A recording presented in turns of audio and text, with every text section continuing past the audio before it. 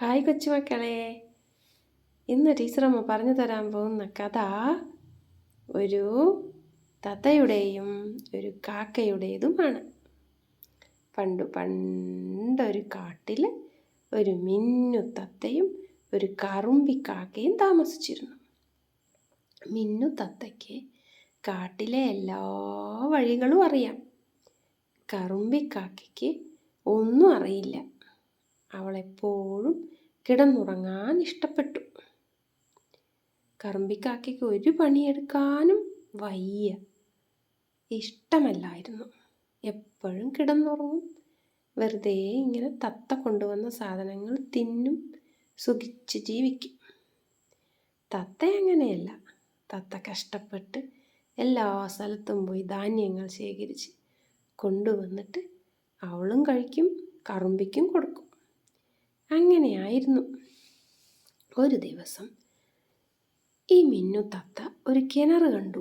പറന്നു പോകുമ്പോൾ ഒരു കിണർ കണ്ടു. കറുമ്പിയും അന്ന് മിന്നു തത്തയോടൊപ്പം ഈ കിണറിൻ്റെ അരുവത്തേക്ക് പറന്നു വന്നു. കാരണം വേനൽക്കാലമായിരുന്നു. അധികം വെള്ളമൊന്നും എവിടെയും കിട്ടാനില്ല. അവർ വെള്ളം അന്വേഷിച്ച് അങ്ങനെ പോയപ്പോഴാണ് ഈ ഒരു കിണർ കണ്ടത്. തത്തയ്ക്ക് ആ വെള്ളം കണ്ടപ്പോൾ സന്തോഷമായി. ഓ, ഇന്ന് എനിക്ക് ദാഹം തീരെ കുടിക്കാമല്ലോ. അപ്പം കറുമ്പി പറഞ്ഞു, ആദ്യം എനിക്ക് താ, എന്നിട്ട് നീ തിന്നാ മതി. എന്താലേ സാമർത്ഥ്യം കറുമ്പിക്ക്. തത്ത മെല്ലെ ഊളിയിട്ട് ഒരു കപ്പ് വെള്ളം എടുത്തിട്ട് മെല്ലെ മുകളിലേക്ക് കൊണ്ടുവന്ന സമയത്ത് തത്ത കാൽ വഴുതി കിണറിലേക്ക് തന്നെ വീണു. പാവമല്ലേ.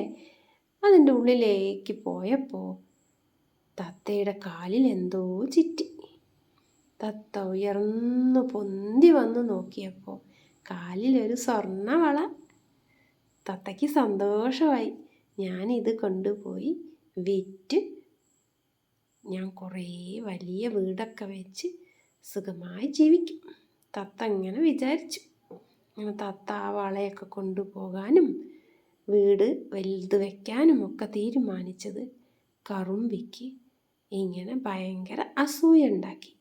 അപ്പോൾ കറുമ്പി പറഞ്ഞു, നീ അങ്ങനെ വലിയ പണക്കാരിയാവുകയാണല്ലേ, ഞാനോ വെറും ഒരു കറുമ്പിക്കാക്ക, എന്നെ ആർക്കും വേണ്ടാതാവും. അപ്പം ഞാനൊരു കാര്യം ചെയ്യാം, ഞാനും ആ കിണറ്റിൽ എന്തെങ്കിലും ഉണ്ടോ എന്ന് നോക്കട്ടെ. അപ്പോൾ കാക്കമെല്ലാം ഊളിയിട്ട് വെള്ളം എടുക്കാൻ വേണ്ടി കിണറ്റിലേക്ക് പറന്നു. വെള്ളം എടുത്തു, കിണറിൻ്റെ മുകളിലേക്ക് പറന്നു വന്നു. എന്നിട്ട് കാൽ വഴുതി വീഴുന്നുണ്ടോ നോക്കി, വീഴുന്നില്ല, വഴുക്കണമില്ല. അപ്പം സ്വയം കിണറ്റിലേക്ക് എടുത്ത് പിന്നെയും ചാടി. മണ്ടത്തി കാക്ക ആ കിണറ്റിൽ വീണു. എന്നിട്ട് കാലിൽ എന്തെങ്കിലും ചുറ്റുണ്ടോ നോക്കി, ചുറ്റി. മുകളിലേക്ക് അതും കൊണ്ട് പറന്നു പൊങ്ങി. മുകളിൽ വന്നപ്പോൾ കാലിലേക്ക് ഇങ്ങനെ നോക്കിയപ്പോൾ എന്താ കഥ, നല്ലൊരു നീർക്കോലി പാമ്പുണ്ട് കാലിൽ ചുറ്റിയിട്ട്.